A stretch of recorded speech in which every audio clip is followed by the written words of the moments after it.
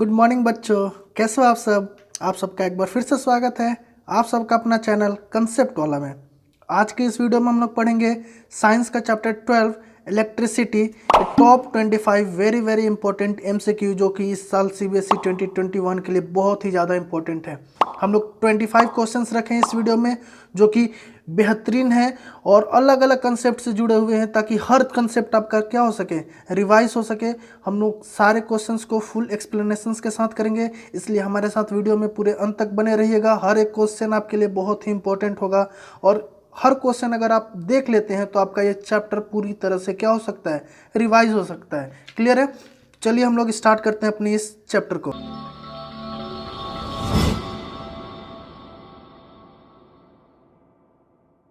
First question है, a wire of length L made up of material resistivity rho is cut into two parts. The resistivity of the two parts are equal to. Clear है? तो question बोल रहा है कि एक wire है जिसका लेंथ L है, रेजिस्टिविटी रो है, उसको दो इक्वल पार्ट्स में काटे। तो उसी वायर को काटा जा रहा है, तो वायर को काटा जा रहा है, सेम वायर है, तो वायर अगर चेंज नहीं हो रहा है, वायर का मटेरियल चेंज नहीं हो रहा है तो रेजिस्टिविटी चेंज नहीं होगा, क्योंकि रेजिस्टिविटी किस पे डिपेंड करता है, मटेरियल ऑफ वायर पे। तो यहाँ पे रेजिस्टेंस नहीं, आपका क्या पूछा गया है, रेजिस्टिविटी, तो रेजिस्टिविटी चेंज नहीं होगा, तो उसका रेजिस्टिविटी दोनों का क्या हो जाएगा, रो हो जाएगा। क्लियर है सबको? तो पहला का ऑप्शन ए हो जाएगा। क्लियर? चलिए नेक्स्ट क्वेश्चन है, the heating element of an electric iron is made up of. इसके बारे में हम लोग पढ़ रखे हैं कि हीटिंग अप्लायंसेस के जो कंपोनेंट्स होते हैं वो किससे बने होते हैं, अलॉय से। और यहाँ पे कॉपर, एल्युमिनियम और आयरन क्या है, एलिमेंट्स हैं।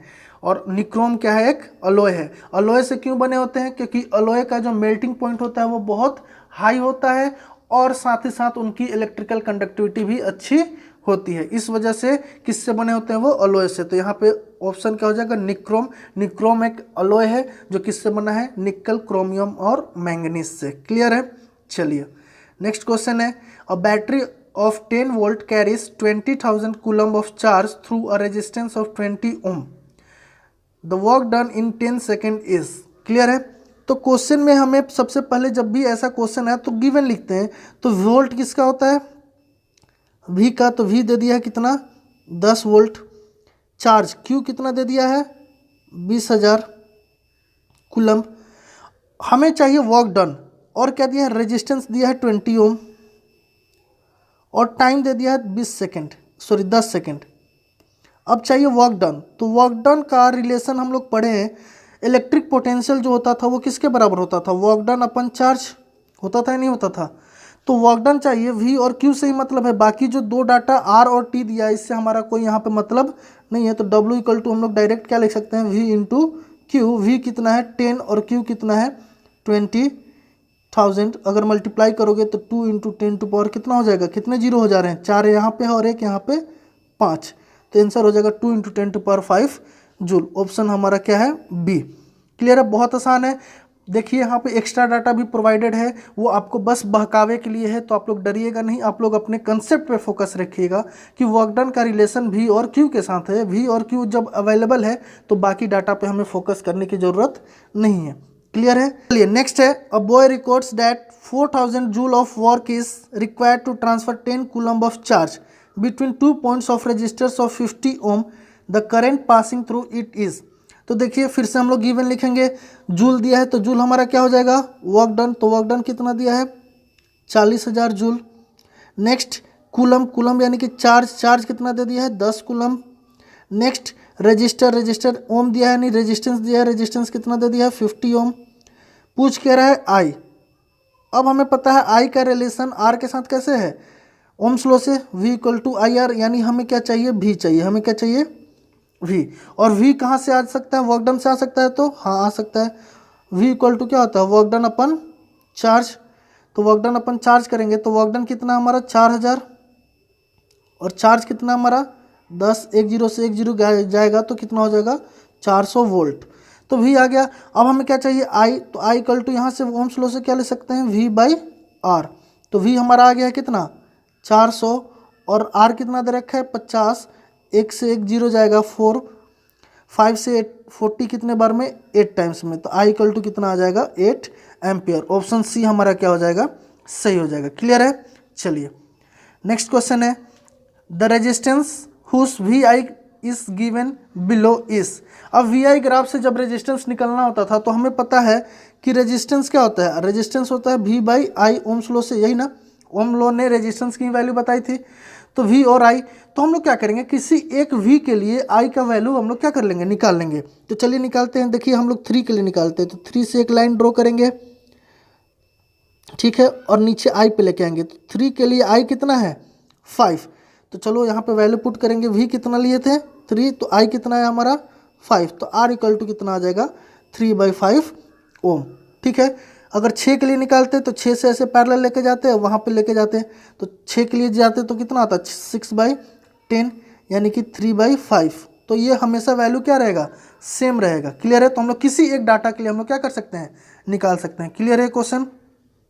जब भी रेजिस्टेंस पूछे ग्राफ से, वी आई ग्राफ से, तो R इक्वल टू वी आई होता है। तो इसमें क्या करना है, हमें किसी एक वैल्यू ऑफ V से एक लाइन ड्रॉ करना है और उसी वैल्यू के लिए I का वैल्यू हमें क्या करना है, निकाल लेना है। क्लियर है, बहुत आसान है।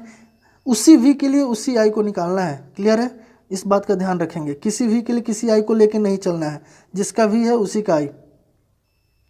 चलिए नेक्स्ट क्वेश्चन है, to get 2 ohm resistance using only 6 ohm resistors. देखिए अब 6 ओम का रजिस्टर्स यूज करना है, हमें चाहिए 2 ओम, तो 6 ओम से कम है 2 ओम, और जब हमें कम वैल्यू चाहिए होता है तो हम लोग किस में कनेक्ट करते हैं, पैरेलल में। और सारा जब 6 ओम का चाहिए तो हम लोग पढ़े थे ना, आर इक्विवेलेंट पैरेलल के लिए जब सब सेम होता था तो क्या होता था, R/N। तो आर इक्विवेलेंट हमें कितना चाहिए 2, R कितना है 6, और हमें कितना चाहिए तो N चाहिए।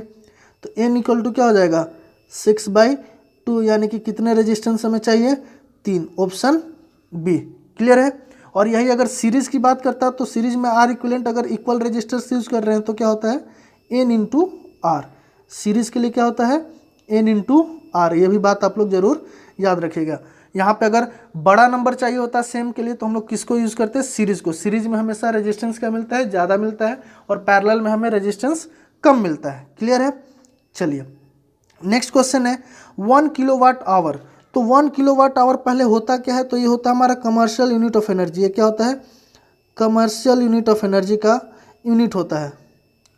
पहली बात तो याद रखेंगे। तो ये क्वेश्चन ऐसे भी पूछ सकता है, कमर्शियल यूनिट ऑफ एनर्जी का यूनिट क्या होता है, तो हम लोग क्या बोलेंगे, किलोवाट आवर। अब किलोवाट आवर को हमें जूल में बदलना है, तो किलो मीन्स क्या होता है 1000 वाट, आवर यानी 3600 सेकेंड, होगा या नहीं होगा। चलिए 1000 वाट को क्या लिख सकते हैं, जूल बाई सेकेंड। वाट क्या है, power, power equal to work done upon time, तो joule upon second into 3600 second, second से सेकेंड चला जाएगा, जूल आ जाएगा, हमें जूल में चाहिए आंसर।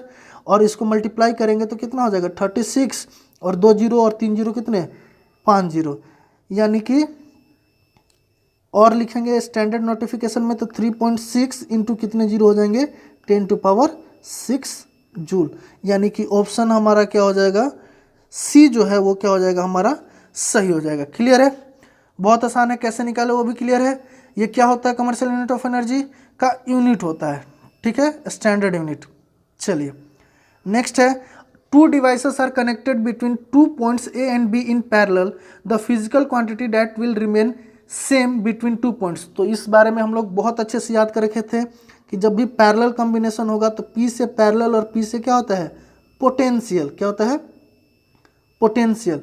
तो पैरेलल में हमारा क्या सेम होता है, पोटेंशियल यानी कि वोल्टेज। क्लियर है। और सीरीज में क्या सेम रहता है, करंट, ओम्स लॉ से। ओम्स लॉ के 2 क्वांटिटी को हम लोग को दिमाग में रखना है, V और I होता था ना, तो V हो गया किस में, पैरेलल में, तो बचा क्या I, तो I किस में सेम होगा, सीरीज में। क्लियर है, याद रखिएगा। नेक्स्ट क्वेश्चन है, the least resistance obtained by using 2, 4, 1 and 100 ओम। तो हमने बताया था कि लिस्ट अगर चाहिए तो हमें किस में कनेक्ट करना होगा, पैरेलल में, और पैरेलल में कनेक्ट करेंगे तो उसकी वैल्यू क्या होगी, उससे हमेशा कम होगी। तो 1 से हमेशा वो क्या होगा, कम होगा। जो इक्विवेलेंट रेजिस्टेंस आएगा वो उससे भी क्या होगा, कम होगा, सबसे छोटे से भी कम होगा। जैसे अभी जस्ट क्वेश्चन किए थे ना, हमें 6 ओम के यूज करके 2 चाहिए था, तो 6 से भी कम था, कब, जब पैरेलल में। तो पैरेलल में यूज करेंगे यहाँ पे तो 1 से भी क्या होगा, कम होगा। तो ऑप्शन सी हमारा क्या हो जाएगा, सही हो जाएगा।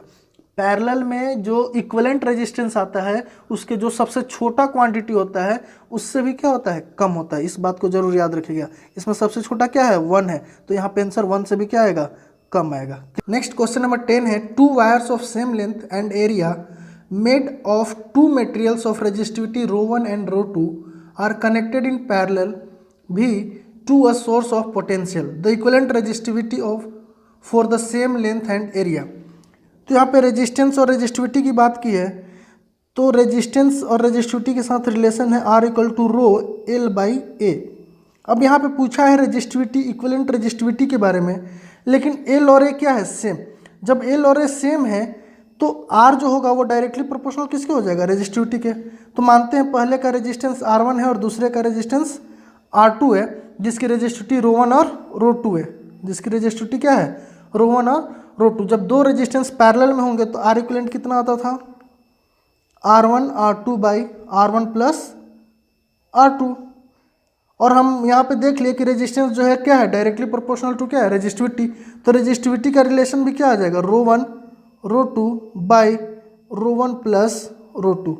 क्लियर है, बहुत आसान है ये भी। तो हमारा ऑप्शन क्या आ जाएगा, ρ1 ρ2 by ρ1 plus, option B. Clear है, चलिए नेक्स्ट है 11, calculate the current flows through 10 ohm resistors in the following circuit. तो ये देखिए, ये तीनों सर्किट जो हैं, तीनों रेजिस्टेंस जो है ए पॉइंट से क्या हो रहा है, यहाँ पे करंट का डिवीजन हो रहा है। तो डिवीजन हो रहा है तो ये तीनों किस में है, पैरेलल में। पहले तो ये पहचान लिया हम लोग कि ये क्या है, पैरेलल। पैरेलल में एक चीज़ हम अभी जस्ट बताया कि पैरेलल में पोटेंशियल क्या होता है, सेम। यानी कि जितना 6 वोल्ट इसको भी मिल रहा होगा, 6 वोल्ट इसको भी मिल रहा होगा और 6 वोल्ट इसको भी मिल रहा होगा। अब हमें पूछा करंट इन 10, तो I इक्वल टू क्या होगा, V बाई R। और V कितना है, 6, और R कितना है, 10। यानी कि आंसर कितना हो जाएगा, 0.6 एम्पियर। तो यहाँ पे R इक्विवेलेंट निकालने की ज़रूरत नहीं है, क्योंकि ऑलरेडी ये किस में है, पैरेलल में है। पैरेलल में है तो सबको वोल्टेज क्या मिल रहा होगा, सेम मिल रहा होगा। अगर यही सीरीज में होता तो हमें पहले R इक्विवेलेंट निकालना पड़ता। क्लियर है, कोई दिक्कत। चलिए नेक्स्ट क्वेश्चन है, 2 resistors are connected in series gives equivalent resistance 10 ohm when connected in parallel gives equivalent resistance 2.4 ohm। तो मानते हैं चलिए R1 R2 हमारे क्या हैं, रेजिस्टेंस है दोनों। तो सीरीज में होगा तो R इक्विवेलेंट कितना होगा, R1 प्लस R2। तो R1 प्लस R2 कितना हो जाएगा, 10 ओम।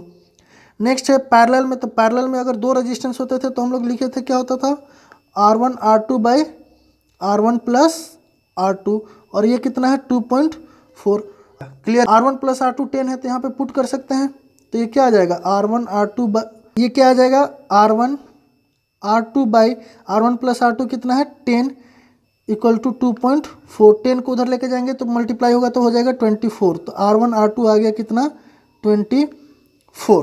क्लियर है, दो इक्वेशन, दो वेरिएबल। यहाँ से अगर R1 की वैल्यू निकाले तो R1 इक्वल टू क्या लिख सकते हैं, 10 माइनस R2, और इसमें इसको पुट कर दे। इसको कहाँ पे पुट कर दें, इसको इक्वेशन 1 मान लेते हैं और इसको इक्वेशन 2। तो 2 को 1 में पुट करें, 2 इन 1। तो जैसे ही 1 में पुट करेंगे तो R1 को लिखेंगे 10 minus R2 into R2 is equal to 24। तो हो जाएगा 10 R2 माइनस R2 का स्क्वायर इज इक्वल टू 24। सबको उधर लेके चले जाएंगे तो हो जाएगा R2 square minus 10 R2 plus 24 is equal to 0। तो एक क्वाड्रेटिक इक्वेशन बन गया, और क्वाड्रेटिक बन गया तो अब देखिए 6 चौका 24 और 6 और 4 क्या हो जाएगा, 10। यानी इसको ऐसे भी लिख सकते हैं, R2 का square minus 6R2 minus 4R2 plus 24। और यहाँ से साफ साफ पता चल रहा है कि R क्या आ जाएगा, 6 और 4। तो हमारा आंसर क्या हो जाएगा, 6 और 4। आप लोग इसको सॉल्व कर सकते हैं आगे कॉमन लेकर के। यहाँ पे ऐसे साफ साफ दिख रहा है कि रेजिस्टेंस क्या हो जाएगा, 6 और 4। तो हम लोग डायरेक्ट यहाँ से मार सकते हैं 6 और 4। क्लियर है, तो कुछ नहीं करना था, जो फॉर्मूला था लगाएं और डायरेक्ट इसको सॉल्व करते हुए चले गए। क्लियर है, आसान है ये भी। चलिए सॉल्व हो जाएगा, सबसे कॉमन लेना है बस। चलिए नेक्स्ट है, if R1 and R2 are the be the resistance of the filament of 40 watt and 60 watt respectively operating to 20 volt then। तो चलिए वाट क्या है, पावर, और V है। तो पावर का आर और वी के साथ, रेजिस्टेंस और वी के साथ रिलेशन क्या था, वी स्क्वायर अपन आर। तो यहाँ से क्या पता चल रहा है कि पी जो है वो क्या है, इन्वर्सली प्रोपोर्शनल है किसके, आर के। पी अगर इन्वर्सली प्रोपोर्शनल है आर के, इसका मतलब क्या हुआ, अगर पावर बढ़ेगा तो रेजिस्टेंस क्या होगा, घटेगा। यानी कि 40 से 60 ज़्यादा है तो यहाँ पे पावर बढ़ रहा है तो इसका रेजिस्टेंस क्या होगा, कम। यानी R2 जो होगा वो R1 से क्या होगा, कम होगा। तो ऑप्शन हमारा बी जो है वो क्या हो जाएगा, सही हो जाएगा। तो हमें सोल्व करने की ज़रूरत नहीं है, सिंपल हमें क्या करना है, रिलेशन निकालिए कि P इक्वल टू क्या होता है, V square upon are.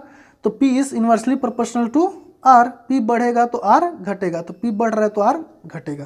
Clear है। ऐसे क्वेश्चंस को ऐसे ही हम लोग सोल्व करेंगे, वैल्यू निकालने की जरूरत नहीं है, टाइम बचेगा आपका। क्लियर है। चलिए नेक्स्ट है, the electrical resistance of insulator is. तो इंसुलेटर का जो रेजिस्टेंस होता है वो इनफाइनाइटली हाई होता है, बहुत ज़्यादा हाई होता है। क्लियर है। तो ऑप्शन डी याद रखेंगे। क्लियर है। चलिए नेक्स्ट है, when electric current is passed electrons move from. बहुत अच्छा क्वेश्चन है। हमें पता है कि जब हमारा सर्किट होता है उस सर्किट में जो करंट फ्लो होता है वो हायर पोटेंशियल से लोअर पोटेंशियल होता है। करंट फ्लो कहाँ से होता है, हायर से लोअर। और हमें यह भी पता है कि इलेक्ट्रॉन्स जो होते हैं वो फ्लोस कैसे करते हैं, opposite to the direction of current, opposite to the direction of current करते हैं, नहीं करते हैं। ये बात भी आप लोग को याद होगा कि इलेक्ट्रॉन्स कैसे फ्लो करते हैं, opposite to the direction of current. अब करंट हाई से लो जा रहा है, प्लस वाला हाई पे होता है, प्लस वाला कहाँ पे होता है, हाई पे, और माइनस वाला होता है लो पे। तो हाई से लो करंट जा रहा है तो इलेक्ट्रॉन्स कहाँ से जाएगा, low potential to high potential, B. बहुत लोग गलत करके आएंगे, हाई टू लो लिख के आएंगे। हाई टू लो कौन मूव करता है, तो करंट मूव करता है, लेकिन इलेक्ट्रॉन्स जो फ्लो करता है वो ओपोजिट फ्लो करता है, किसके, डायरेक्शन ऑफ करंट के। बहुत इंपॉर्टेंट क्वेश्चन है, इस क्वेश्चन को जरूर दिमाग में रख लीजिएगा आप लोग, स्टार मार्क लगा कर। चलिए नेक्स्ट है, a coil in the heater consumes power P on passing current. Clear है। If it is cut into halves the joint in parallel and joint in parallel it consumes power. Clear है। इनको half में काट दिया गया। Clear है। तो half में अगर काटा जाएगा तो उनका लेंथ क्या हो जाएगा, हाफ हो जाएगा। तो जो R1 होगा वो किसके बराबर हो जाएगा, अगर पहले R रहा होगा तो वो R/2 के बराबर हो जाएगा।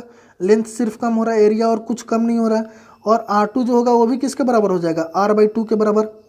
तो R इक्विवेलेंट यहाँ पे निकालेंगे तो 1/R इक्विवेलेंट किस में बात कर रहे हैं, ये पैरेलल में। तो 1/R equivalent equal to 1/R1 plus 1/R2।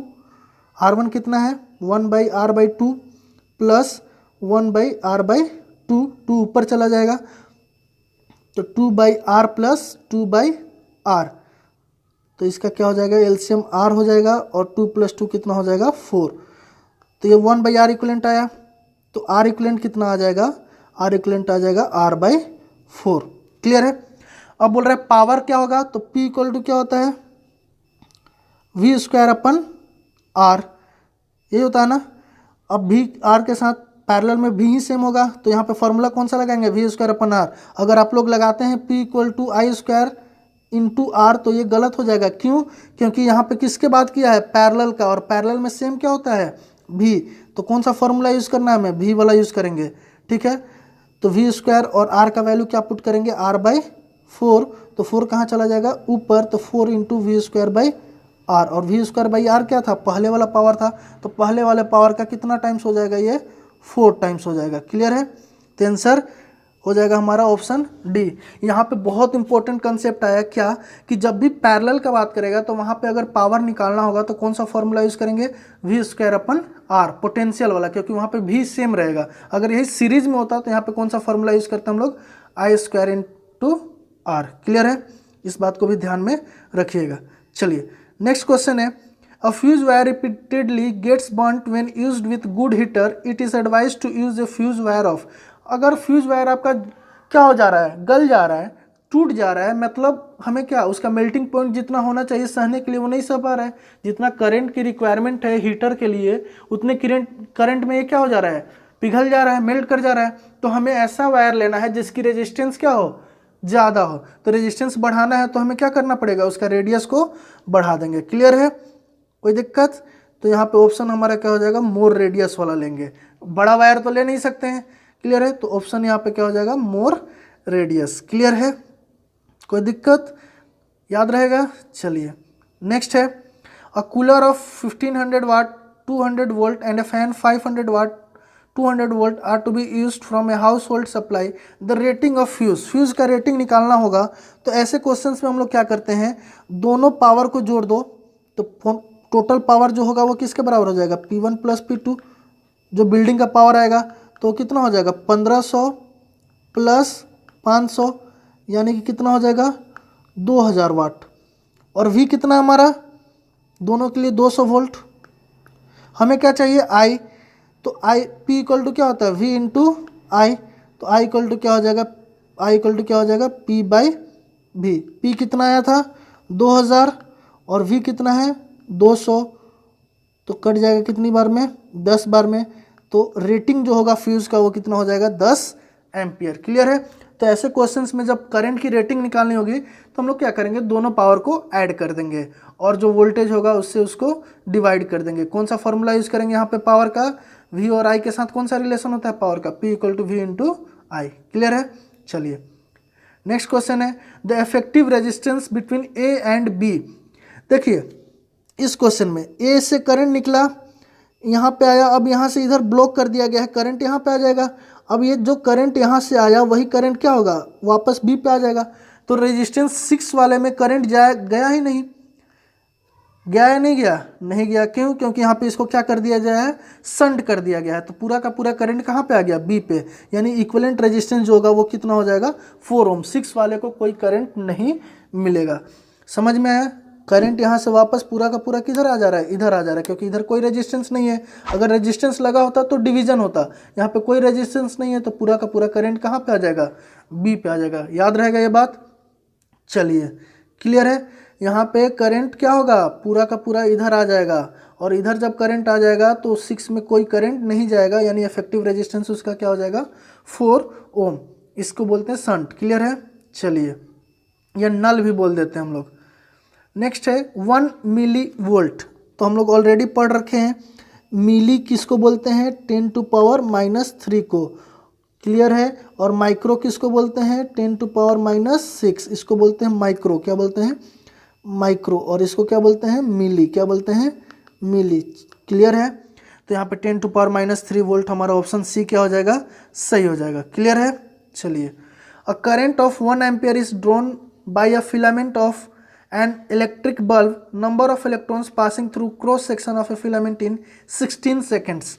तो नंबर ऑफ इलेक्ट्रॉन्स की बात किया तो नंबर ऑफ इलेक्ट्रॉन्स के लिए quantization of charge Q equal to NE। अब Q नहीं दे करके करंट दे दिया, तो करंट का फॉर्मूला क्या है, I equal to Q by T। तो Q इक्वल टू हम लोग क्या लिख सकते हैं यहाँ से, I इंटू T लिख सकते हैं, नहीं लिख सकते हैं। तो यहाँ पे फॉर्मूला क्या हो जाएगा, I into T equal to N into E। अब हमें N चाहिए तो N इक्वल टू क्या हो जाएगा, I into T by E। चलिए वैल्यू पुट करते हैं। I कितना दिया है 1, T कितना दिया है 16 और E कितना होता है, तो हमें सबको पता है कि E का वैल्यू कितना है 1.6 into 10 to power -19 coulomb. Clear है। 1.6 से कितनी बार में, 10 बार में, 10 टू पावर 19 ऊपर जाएगा तो कितना हो जाएगा 10 इंटू 10 टू पावर +19 और दोनों को जोड़ देंगे तो ये कितना आ जाएगा 10 टू पावर 20। क्लियर है। तो कितने नंबर ऑफ इलेक्ट्रॉन्स होंगे 10 टू पावर 20। ऑप्शन ए हमारा जो होगा वो क्या होगा, सही हो जाएगा। क्लियर है, कोई दिक्कत। चलिए next, which of the following gases are filled in electric bulb. Electric bulb में कौन से गैस फील्ड होते हैं जिसकी वजह से वो ग्लो करता है, तो हम लोग जरूर याद रखेंगे आर्गन और नाइट्रोजन गैस। कौन कौन से गैस होते हैं उसमें, आर्गन और नाइट्रोजन गैस। क्लियर है, आर्गन और नाइट्रोजन याद रखेंगे हम लोग। क्लियर है। चलिए next, the resistivity does not change. अभी जस्ट हम लोग बात किए जब पहला या दूसरा क्वेश्चन था हमारा कि रेजिस्टिविटी किस पे डिपेंड करता है, उसके मटेरियल पे। अगर मटेरियल चेंज करेंगे तभी वो चेंज होगा। टेम्परेचर चेंज करने पे भी वो डिपेंड करता है। तो दूसरा किस पे डिपेंड करता है, टेम्परेचर पे। याद रखेंगे रेजिस्टिविटी किस किस पे डिपेंड करता है, तो मटेरियल पे और टेम्परेचर पे, मटेरियल एंड टेम्परेचर। इसके अलावा वो किसी चीज़ पे डिपेंड नहीं करता है। तो यहाँ पे ऑप्शन देख लेते हैं, मटेरियल पे तो चेंज करता है, टेम्परेचर पे करता है, शेप पे तो शेप पे वो चेंज नहीं करता है। तो ऑप्शन सी हमारा अपने आप सही हो जाएगा। एक लेकिन ऑप्शन डी पढ़ते हैं, बोथ मटेरियल एंड टेम्परेचर, नहीं, ये भी हमारा गलत है। तो ऑप्शन सी हमारा क्या हो जाएगा, सही हो जाएगा। क्लियर है। चलिए नेक्स्ट है इलेक्ट्रिक पोटेंशियल इज अ, यहाँ पे स्केलर और वेक्टर की बात किया तो हमें जान लिया स्केलर क्या होता है और वेक्टर क्या होता है। स्केलर ऐसा क्वांटिटी होता है जो सिर्फ मैग्नीट्यूड पे डिपेंड करता है, किस पे, मैग्नीट्यूड पे। और वेक्टर जो होता है वो मैग्नीट्यूड पे भी डिपेंड करता है और डायरेक्शन पे भी डिपेंड करता है। क्लियर है, मैग्नीट्यूड पे भी वो डिपेंड करता है और डायरेक्शन पे भी। अब इलेक्ट्रिक पोटेंशियल की बात करें तो इलेक्ट्रिक पोटेंशियल में हमें ये डायरेक्शन से मतलब नहीं होता है कि 1 कूलम चार्ज को हम लोग किस डायरेक्शन से लेके आ रहे हैं, कहीं से भी लेके आओ, हमें 1 कूलम चार्ज पे डिपेंड करता है वो, यानी 1 क्या है, मैग्नीट्यूड, तो वो सिर्फ मैग्नीट्यूड पे डिपेंड करता है। तो ऐसे क्वांटिटी को हम लोग बोलते हैं स्केलर क्वांटिटी। क्लियर है, 9th में आप लोग पढ़े होंगे इस चीज़ को, अगर नहीं पढ़े होंगे थोड़ा बहुत दिमाग में डाल लीजिए। स्केलर क्वांटिटी बोलते हैं जो सिर्फ मैग्नीट्यूड यानी वैल्यू पे डिपेंड करता है, और वेक्टर क्वांटिटी जो मैग्नीट्यूड और डायरेक्शन दोनों पे डिपेंड करता है। क्लियर है। चलिए next question, if the current I through a resistor is increased by 100%, assume the temperature remains unchanged, temperature change नहीं होता है, करंट को हम लोग क्या कर दिए 100% इंक्रीज कर दिए, तो इंक्रीज इन पावर कितना होगा। क्लियर है। चलिए तो देखते हैं, मानते हैं पहले करंट I था, जब 100% इंक्रीज किए तो I1 कितना के बराबर हो जाएगा, 2I, दुगना हो जाएगा ना, 100% इंक्रीज किए तो कितना हो जाएगा, दुगना हो जाएगा। अब चलते हैं हम लोग किस पे, कि नया पावर, तो पहले वाले के लिए P कितना रहा होगा, P, और दूसरे वाले के लिए रहा है P1, तो P1 हमारा कितना इंक्रीज होगा। तो अब हमें P का रिलेशन किसके साथ, R के साथ कैसे है, P इक्वल टू क्या होता है, I स्क्वायर R, होता है नहीं होता है, तो P1 इक्वल टू क्या लिखेंगे, I1 स्क्वायर R। अब रेशियो ले लेंगे दोनों का, P1 by P by P1, तो क्या हो जाएगा, I square R by 2I का स्क्वायर इंटू आर, तो ये किसके बराबर हो जाएगा, I square R, R R कटा ही देते हैं, तो I square R by 4I square R, चलो यहाँ पे कटा लेते हैं आर आर को, और आई स्क्वायर कट गया तो कितना आ गया 1/4। क्लियर है।